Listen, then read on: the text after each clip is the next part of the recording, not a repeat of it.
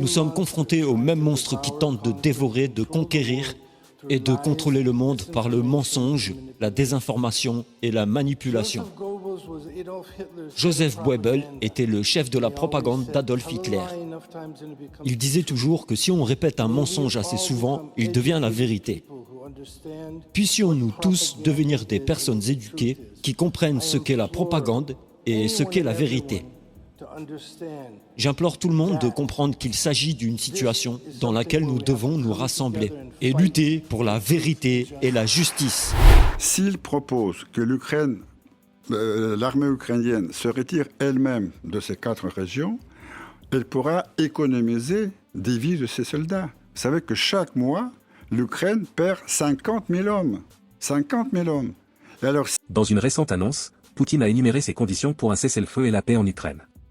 Quelques jours plus tard, les 15 et 16 juin, s'est tenu en Suisse un forum de paix sur l'Ukraine, sans la participation de la Russie. Comment peut-on parler de paix entre deux pays en guerre sans inviter les deux parties? La majorité des pays réunis en Suisse pour ce sommet ont réaffirmé le 16 juin leur soutien à l'intégrité et à la souveraineté de l'Ukraine. Ils ont également appelé à impliquer la Russie dans le processus de paix, bien que celle-ci soit absente du sommet. Des sourires et des accolades qui viennent sceller un week-end de tractations diplomatiques.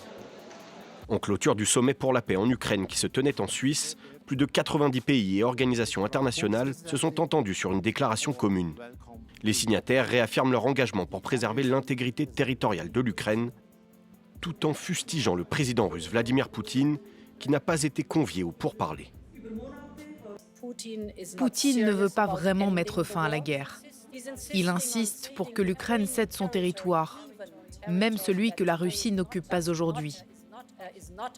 Il insiste pour désarmer l'Ukraine, la rendant ainsi vulnérable à une future agression.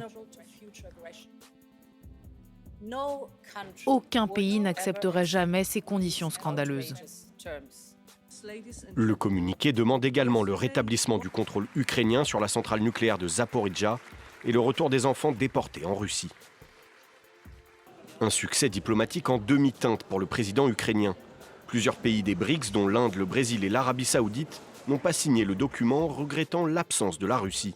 Pour les mêmes raisons, la Chine ne s'est quant à elle même pas rendue au sommet. Une absence déplorée par Volodymyr Zelensky, qui a promis que les résultats des pourparlers seraient communiqués à Moscou. Pour nous, le résultat est la chose la plus importante. Le résultat, c'est la fin de cette guerre. La Russie peut entamer des négociations avec nous dès demain, sans attendre quoi que ce soit si elle quitte nos territoires légaux. Il s'agit là d'un simple respect de la Charte des Nations Unies.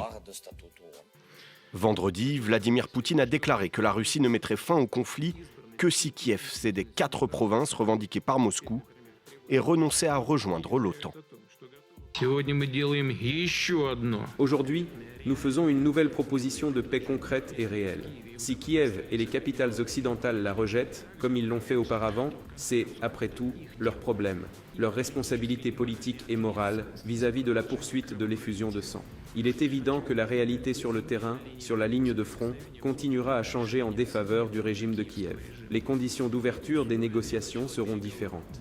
Je vais souligner l'essentiel. L'essence de notre proposition n'est pas une trêve temporaire ou un cessez-le-feu, comme le veut l'Occident, pour remplacer leurs pertes, réarmer le régime de Kiev et le préparer à une nouvelle offensive. Je le répète, il ne s'agit pas d'un gel du conflit, mais de sa fin définitive. Encore une fois, dès que Kiev acceptera le scénario proposé aujourd'hui, acceptera le retrait complet de ses troupes des républiques populaires de Donetsk et de Lugansk, des régions de Zaporojie et de Kherson, et lancera réellement ce processus, nous serons prêts à entamer des négociations sans retard. Je le répète, notre position de principe est la suivante. Le statut neutre, non aligné, non nucléaire de l'Ukraine, sa démilitarisation et sa dénazification.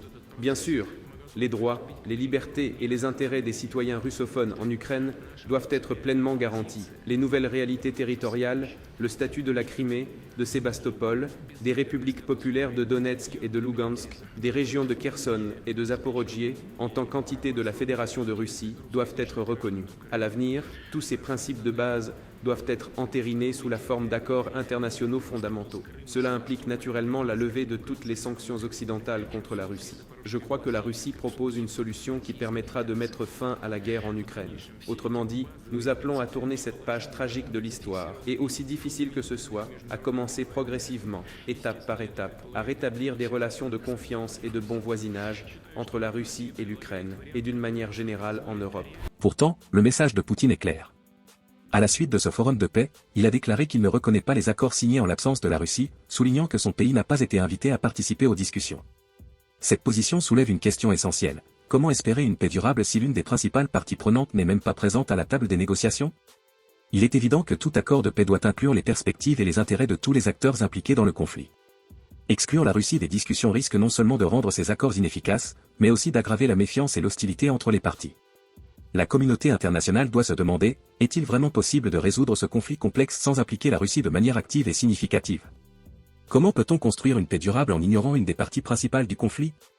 Qu'en pensez-vous? La Russie a-t-elle raison de ne pas reconnaître les accords signés sans elle? Il semble parfois que l'OTAN néglige la Russie et cherche plutôt à imposer son point de vue. Nos collègues occidentaux, et en particulier les États-Unis, ne se contentent pas d'établir arbitrairement des normes auxquelles les autres pays doivent se conformer, mais ils enseignent également qui doit les appliquer et comment se comporter. Tout cela se fait et se dit généralement de manière ouvertement grossière. Il s'agit là d'une même manifestation de la pensée coloniale. Nous entendons sans cesse « vous devez, vous êtes obligés, nous vous mettons sérieusement en garde ». Mais qui êtes-vous? De quel droit pouvez-vous avertir qui que ce soit? Il y a une conférence sur la paix qui s'est tenue en Suisse à la demande de l'Ukraine, mais sans la Russie. Dans ses conclusions, cette conférence suggère que éventuellement la Russie pourrait être invitée à une seconde conférence. Est-ce que c'est une bonne démarche ou est-ce que, comme les officiels russes l'ont fait, vous la dénoncez? Tout d'abord, je crois que c'est assez significatif que le communiqué final de cette conférence ait été finalement signé uniquement par les pays de l'OTAN et tous les autres pays, et surtout les pays qui font partie du BRICS et de Sud Global, se sont distancés. Je crois que le format qui a été choisi, ce n'est pas un format pour arriver à la paix. Si on veut arriver à la paix, il faut négocier entre les belligérants. Ce que propose la Russie, ce qu'a proposé le vendredi dernier le président Poutine, négocier la paix avec l'Ukraine. Par contre, sans doute, après, cette paix doit être garantie par la communauté internationale. Et d'ailleurs, le projet de l'accord qui a été paraphé par les deux pays, l'Ukraine et la Russie, il y a 2 ans à Istanbul, prévoyait justement les garanties de cet accord de paix de la part des membres permanents du Conseil de sécurité.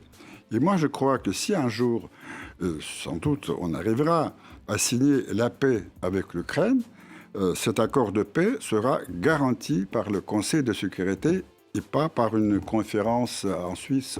Alors, vous pensez vraiment que la paix avec l'Ukraine est réaliste? On est en pleine guerre. Les propositions de Vladimir Poutine, il a proposé une offre de cessez-le-feu, à condition que Kiev se retire des 4 régions annexées par la Russie en septembre 2022, renonce à devenir membre de l'OTAN. Zelensky a dit, le président Volodymyr Zelensky, que ce n'est pas une négociation, c'est une reddition. Non, ce n'est pas une reddition, ce sont des réalités. Vous savez que j'ai déjà dit qu'il y a 2 ans, les deux pays ont mené des négociations en Turquie. Ils ont beaucoup progressé. Et alors, Poutine, quand il a reformulé ses propositions le vendredi dernier, il a dit « Nous sommes prêts à reprendre le projet d'accord qui a été paraphé par les 2 délégations en tenant compte de nouvelles réalités sur le terrain. » Et depuis, les 4 régions se sont rejoints la Russie. Je peux vous dire que c'était fait après, disons, en tenant compte de la volonté des habitants de ces régions. Ça n'a pas été reconnu par la communauté internationale. Oui, on a dit que ça a été imposé. La Russie a imposé ses vues. Et vous ne contrôlez pas d'ailleurs toutes ces régions. Et vous savez, pas encore. On va les contrôler, mais justement... Pourquoi vous êtes si optimiste? Et je crois, parce que la Russie est tellement forte qu'elle va gagner. On a surtout vu les faiblesses de la Russie jusqu'à aujourd'hui, non, monsieur l'ambassadeur? Je ne vois pas beaucoup de faiblesses, surtout, vous savez que sur le plan militaire, le pays, la Russie, est complètement mobilisée. Elle est déterminée d'aller jusqu'à la victoire finale. C'est quoi la victoire finale?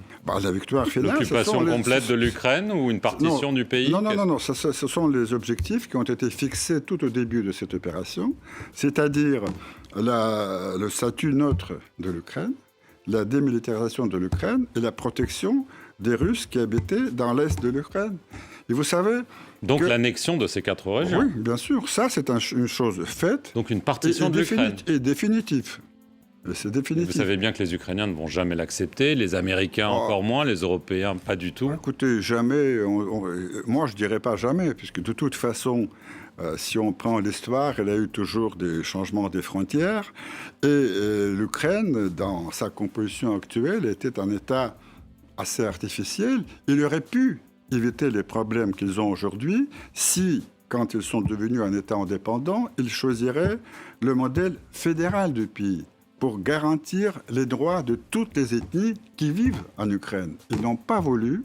Et après le coup d'État de février 2014 à Kiev, ils ont commencé à persécuter les Russes qui vivent à l'Est. Mais ça, beaucoup considèrent que c'est une excuse de la Russie pour conquérir l'Ukraine, que finalement, cette partition du pays pourra après s'étendre à Kiev et à d'autres, parce que c'est ce que la Russie voulait faire au début de la guerre. Justement, dans les dernières propositions de Poutine qu'elle a fait vendredi dernier, pour la première fois, il a dit que la Russie est prête à limiter, disons, ses gains territoriaux uniquement par ces 4 régions. Il ne veut pas aller au loin. Ni renverser Zelensky? Non, pas Zelensky. De toute façon, Zelensky, son mandat est expiré il y a un mois. Et sa légitimité, elle est très douteuse. Et nous pensons que le seul organe légitime actuellement en Ukraine, c'est le Parlement, avec qui nous sommes tout à fait prêts à négocier cet accord de paix. La Russie est donc, pour vous, clairement en train de gagner la guerre, malgré toutes les armes occidentales qui arrivent à nouveau? Bien sûr. Vous savez... Bien sûr, ce n'est pas évident pour la plupart des observateurs. Mais il y a encore une chose qui est très importante. Je crois que ce qui est intéressant dans la proposition de Poutine, s'il propose que l'armée ukrainienne se retire elle-même de ces 4 régions, elle pourra économiser des vies de ses soldats. Vous savez que chaque mois, l'Ukraine perd 50 000 hommes. 50 000 hommes. Et alors, il serait certainement plus simple pour l'Ukraine de négocier directement avec la Russie pour atteindre une paix durable. De son côté, Poutine maintient fermement sa position tout en renforçant ses partenariats avec des alliés stratégiques. Les 18 et 19 juin, il se rendra en Corée du Nord pour rencontrer Kim Jong-un. Une alliance entre la Russie et la Corée du Nord pourrait avoir des implications significatives. Imaginez les résultats potentiels de cette collaboration. L'annonce a été faite à la télévision d'État. Vladimir Poutine en visite officielle en Corée du Nord. Une première depuis les années 2000. À l'époque, c'est Kim Jong-il qui se tenait aux côtés du président russe. Maintenant, c'est au tour de son fils, qui dirige le régime totalitaire nord-coréen, d'accueillir le chef d'État. Les 2 leaders n'en sont pas à leur première rencontre. En septembre dernier, Kim Jong-un avait rendu visite à Vladimir Poutine en Russie. Ce nouveau voyage en sens inverse cette fois marque le rapprochement accéléré des 2 pays sur fond de guerre en Ukraine, comme l'a déclaré Vladimir Poutine dans la presse officielle nord-coréenne. Nous apprécions grandement le soutien ferme de la Corée du Nord à l'opération militaire spéciale de la Russie en Ukraine. Sa solidarité avec nous sur les grandes questions internationales, sa volonté de défendre des priorités et des points de vue communs auprès des Nations Unies. Pyongyang s'affiche de plus en plus comme un allié de poids de la Russie dans sa guerre en Ukraine. Kiev enquête actuellement sur l'utilisation des missiles balistiques nord-coréens par Moscou. Le gouvernement sud-coréen affirmait, lui, en mars dernier, que son voisin du Nord avait livré 7000 conteneurs d'armement à la Russie, en grande partie des munitions. De son côté, Pyongyang s'intéresse de près à la technologie spatiale russe, notamment pour son programme de lancement de satellites, une coopération ouvertement critiquée par Washington. Nous ne sommes pas préoccupés par ce voyage. Ce qui nous préoccupe, c'est l'approfondissement de la relation entre ces 2 pays, pas seulement à cause de l'impact que cela aura sur le peuple ukrainien, mais aussi parce qu'il pourrait y avoir une certaine réciprocité qui pourrait affecter la sécurité de la péninsule coréenne. Lors de cette visite, Moscou espère signer un accord de partenariat stratégique avec la Corée du Nord, pays qui, comme la Russie, est sous le coup des sanctions occidentales. Pour conclure, le débat autour des accords de paix en Ukraine, sans la participation de la Russie, soulève des préoccupations majeures. Il est crucial d'impliquer toutes les parties pour assurer une paix durable. En excluant la Russie, nous risquons non seulement de compromettre la crédibilité des accords, mais aussi d'aggraver les tensions existantes. Poutine continue de renforcer ses alliances stratégiques avec des pays comme la Corée du Nord, la Chine et les BRICS. Ces partenariats pourraient avoir des implications significatives dans les relations internationales. Il est impératif que des accords de paix authentiques soient conclus rapidement. Sans cela, nous pourrions faire face à des développements extrêmement graves dans les jours à venir. Que pensez-vous de cette dynamique? Comment voyez-vous l'avenir des relations internationales dans ce contexte? Vos commentaires et réflexions sont essentiels pour enrichir ce débat crucial. À très bientôt.